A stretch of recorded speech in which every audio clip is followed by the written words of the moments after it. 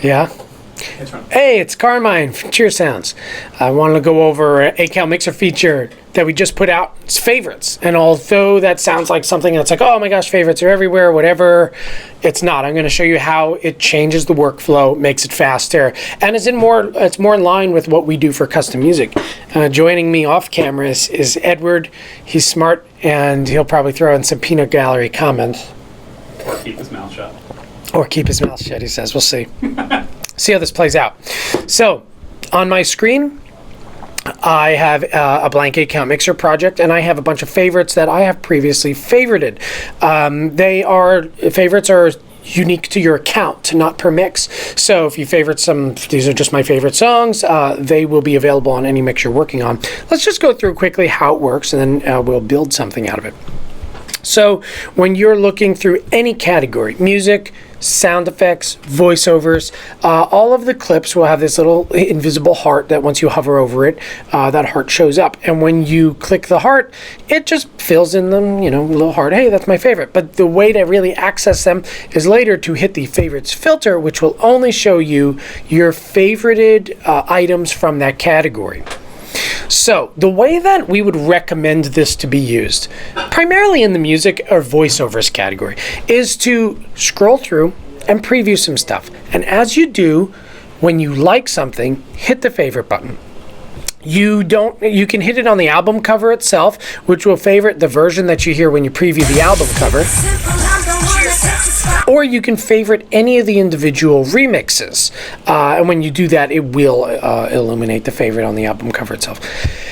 And then when you're done favoriting everything that you want to use in your mix, you can just refilter using that favorites filter. Click that button and boom. There's all of the songs that I know I want to use in my mix. This saves time. And the reason why is because it's kind of like you do things in phases. Pick all my favorite songs. I know I want each one of these in my mix. And then later you don't have to be scrolling all over. When it's time to do phase 2 of sit down and actually make my mix, the only things on your palette are stuff you already like. So you already know I want everything here or most everything here in my mix. This one's going to be a great transition. This one's going to be a great stunt. And then you can arrange from there. It saves a lot of time when you work sequentially like that. So for example, we'll go through my favorites here and we'll build the beginning of a routine. So no doubt we got it. Tell him go run to the back. We the talk of the town. Better take off like a rocket. Water drip on me. So a lot of times what I do is I'll just favorite something because I like the first 2 8 counts of it. So I think the first 2 8 counts of that are an awesome opening. But the whole clip itself's 4 8 counts. No problem. I take this and I just shrink it down, and now I have those 2 8 counts. So now let's move on to find another song. And if I wanted, to kind of clean up here, you could always just unfavorite it at that point. And then when you hit the favorites filter again, it'll just disappear. So it's like you don't have songs you've already used in your list there. So let's go find another. Hey, listen up.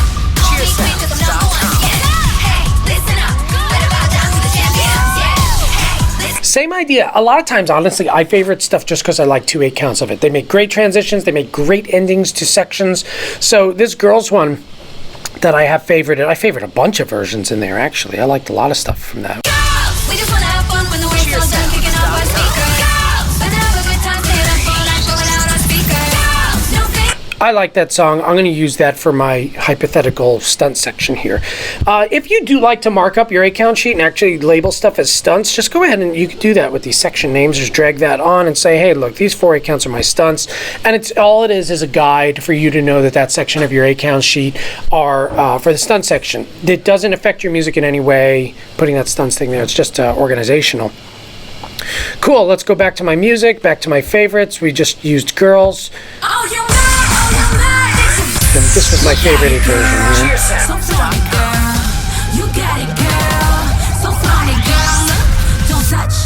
Same idea. I only like those first 2 8 counts. I think it's an awesome transition. You got a girl, don't flaunt a girl. So take this, boom, there's my 2. And if I want to label the section, I just come over here. I could say, look, I know that's my transition.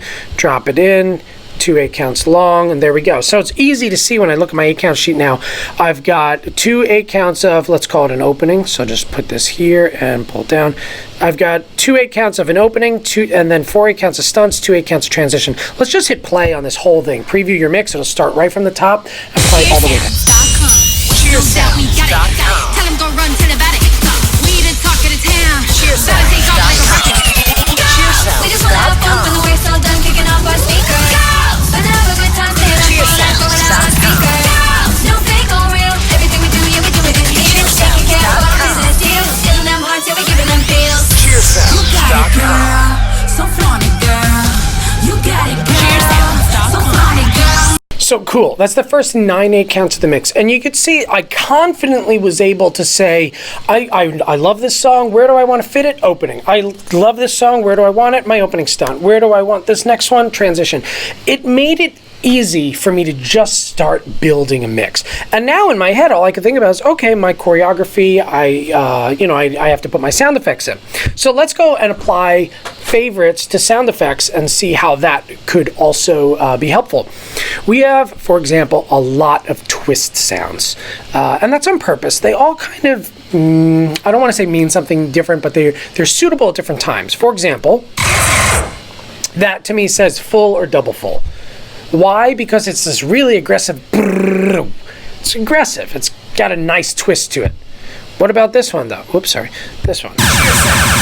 It's a slower, what would I use that sort of? Something a little more boring, like a log roll, or if there's a Swedish fall pyramid, something like that. What about this? Same idea, it's slower. I think little kids, when I hear those types of twists, that's faster. I've seen those for front walkovers. I've seen those for fulls, even though I don't really like to use it for fulls. But generally it means twist. It doesn't really mean tuck. You could use it for a tuck if you want to, though.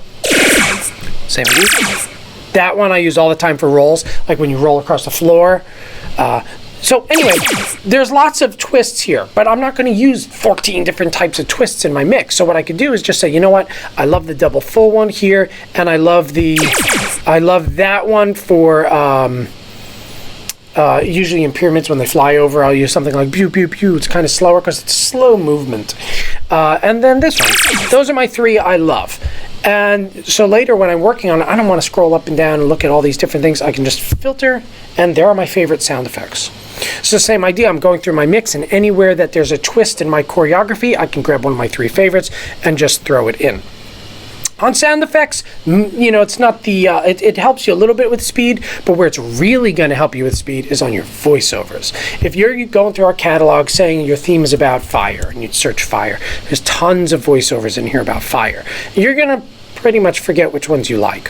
Or if you find ones you like, you're like, well, where do I put it? How do I hold on to that one and not lose it among all the others? That's where these favorites are really going to help. So we could preview one of these. You know we brought the fire. Consider your team toast. Cool, I love that one. Favorites. So again, when you come back later, you're putting your mix together and you want to use that voiceover in a transition, hit the favorites filter, and there they are. Filtered out of whatever, 1,200 voiceovers. You don't have to go digging for it again. And you'll probably use about, like 5 8 counts of voiceovers in a standard mix. So use our catalog and favorite your favorites, right?